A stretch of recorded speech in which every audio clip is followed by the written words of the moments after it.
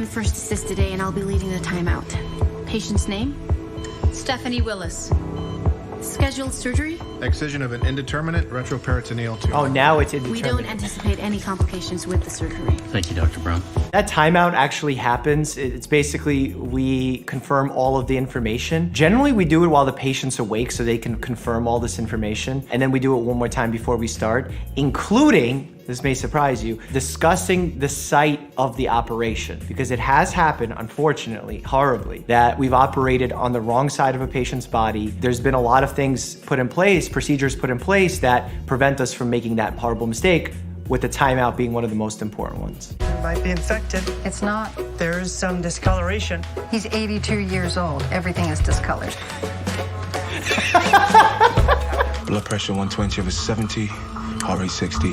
She's holding steady. I thought you want to see it. It looks like puke. No, it's not the regular color. Your puke has a regular color. It is a bit of an unusual color. We could order some. I'm sending you home. This is so good. Part of medicine, and a big part of medicine, and something that I learned and teach my students, is that a big part of what we do is reassure. Because people worry, and there's a lot of anxiety that comes with people's bodies. Fluids, they're coming out of random places.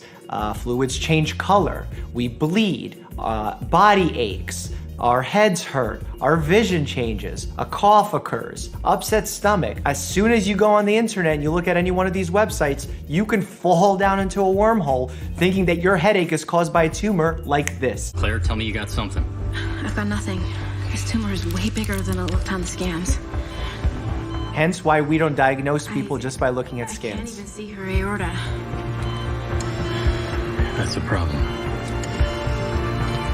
The tumor is encasing her aorta, meaning it's fully surrounding it and engulfing the aorta, which serves to be the main blood supply to the bottom of the body. Dr. Melendez sent you a biopsy. When will the results be ready?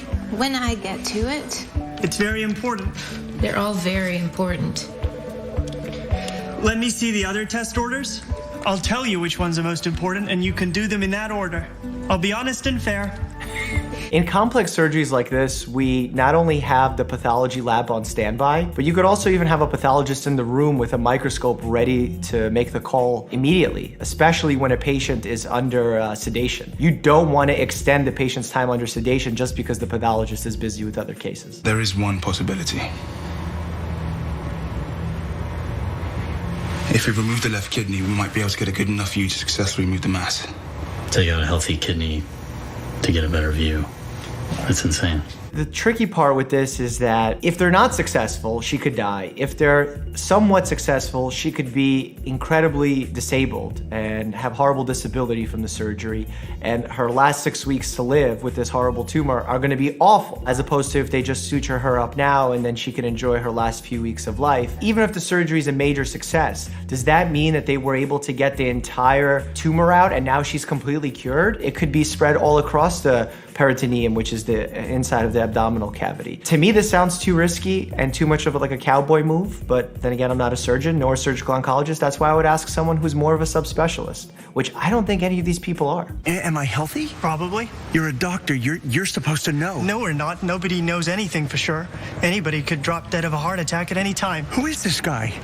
Am I going to have a heart attack? First of all, don't do this in an open space like this, because if he starts yelling, it's not going to look good for anybody. I have these conversations all the time. Patients come in and they demand to know that they're healthy and there's nothing wrong with them. You can't promise that. What I can do is answer a specific question they have about their health. Doctor, my ear hurts. Why do you think that is? And I could say, well, I looked in your ear and I found that you have an ear infection. Let's treat it and see what the outcome is. You give them reassurance that it's likely to pass, but you tell them if the symptoms continue, if the symptoms are to worsen, if new symptoms appear, please return so we can do a further evaluation. That's it. The small bowel is twisted around the superior mesenteric artery.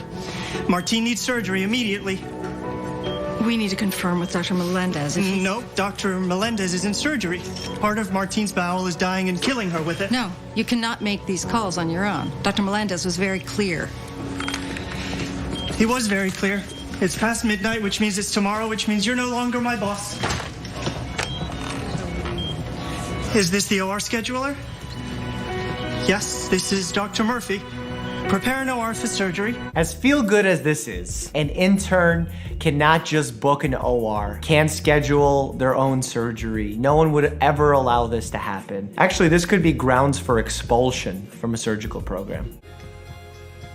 Why do all surgeons look so frail in these shows? Him, McDreamy. I mean, I get you're operating all the time, but come on. A little deadlift and bench press never hurt nobody. Thank you.